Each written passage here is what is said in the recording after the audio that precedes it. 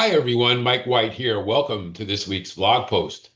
It was interesting yesterday morning. I was shuttling between CNBC and Fox Business News to get different takes on what's been happening and what's going on. And when I got back to CNBC, there was an interesting conversation with the group about AI and the different companies involved in AI and the different ways businesses are integrating AI and the types of jobs it's likely to replace and how companies were working on their forecasts of what was going to happen and the projections that they had about how it was going to fundamentally change their approach in business, if not the entire job market. And Jim Cramer was on there and he was, talking about information that he was reviewing on how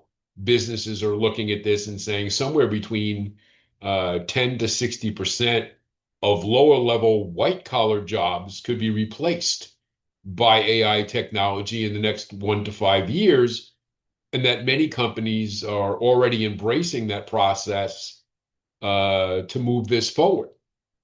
And he cited that, AI is being used so extensively by college students now in doing their quote unquote studies, that many of them, are they gaining any real experience or any real knowledge or education or skills by having gone through this other than to jump on a computer and type in the information about what they want to assemble and have the AI do the actual work.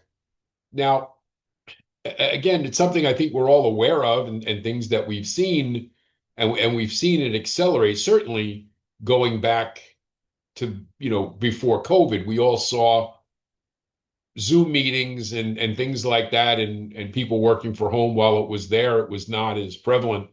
We went through the whole COVID situation and work from home and Zoom meetings and the ramp up of technology and different types of software for our work, and us in the mortgage and real estate communities have already seen that so many entry level jobs of people with repetitive type tasks in both mortgage and real estate, you know, companies are now using technology to replace those jobs. In fact, people who have those jobs are now using that technology to replace their own coworkers. And how many of us now, when you think about it, are using any number of systems and technology and tools that are replacing the assistance that we once had, or the jobs that other people were doing for us that are now being automated. How many LOAs, are gone?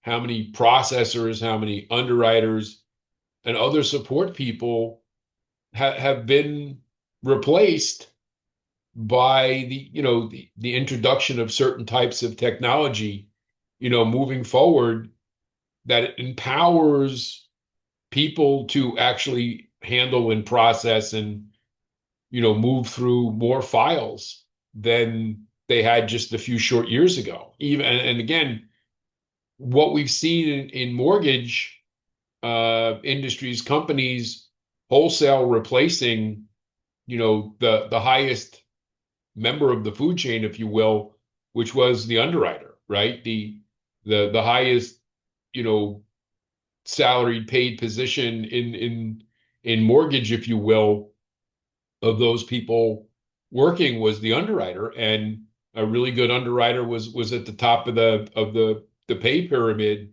in many mortgage companies.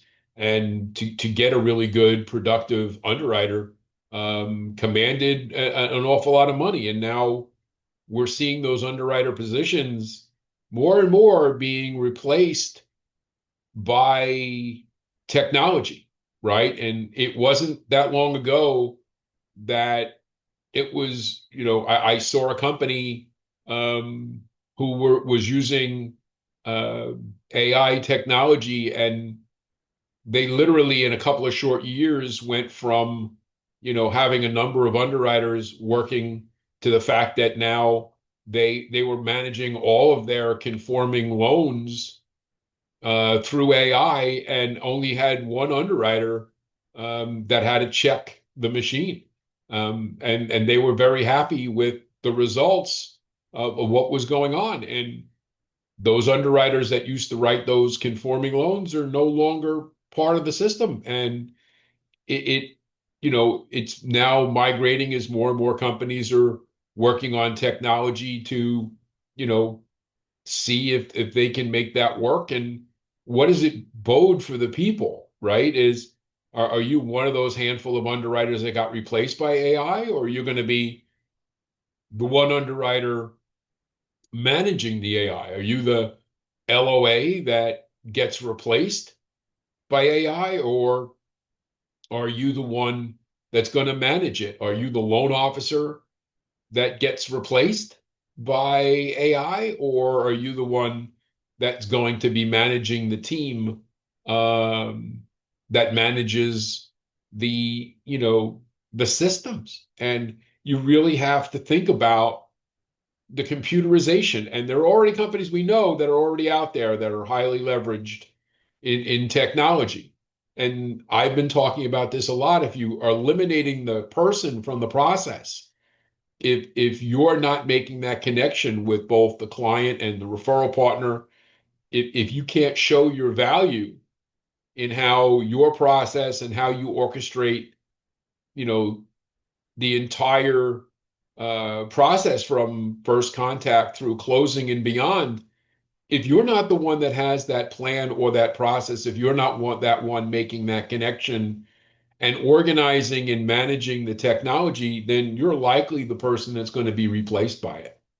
And you really have to understand that. So in the day, you're never gonna be able to outwork technology in repetitive tasks that don't require personal communication. You're never going to be able to be the one that has the quote unquote human brain to understand and react to the emotion of the customer and to understand the series of questions that need to be asked based upon what that customer says or the read you get on that person to help guide them and help structure a transaction. Because in our world, we all know one size does not fit all. And so, yeah, there are going to be a lot of companies that are going to get involved in pure cookie cutter loans where the customer it's going to be a mechanical process, and the margins will be small, and you'll make fractions of you know small fractions of each individual transaction, but you're going to oversee lots of them.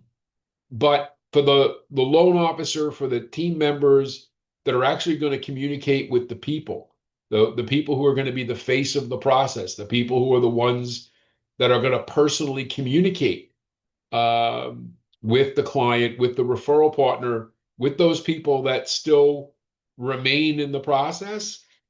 All of this is something that you're going to learn to manage and understand the value of. Because if you don't understand the value of the personal connection and your contribution and how that personal connection puts you above anything an entirely automated process will ever be able to do for the customer, then you're likely to be the one getting phased out by the process itself.